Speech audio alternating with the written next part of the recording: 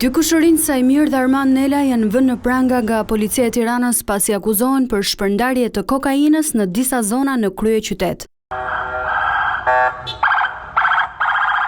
Pas sinjalizimeve për veprimtarinë e dy të rinjve, policia është vënë në ndjekje të tyre të njëjtën, duke konstatuar automjetin në lëvizje në zonën e njohur si Treshi në Kodër Kamës. Pasi kanë ndjekur për pak kohë, efektivët kanë ndaluar makinën e dy kushërinjve Nela duke i arrestuar në flagrancë. Në mjet u gjetën 2 pako me 2 kg e 235 gram kokain dhe një pistolet e dyshuar lodër. Sajmir dhe Arman Nela akuzohen për veprën penale, prodhim dhe shitja e narkotikëve.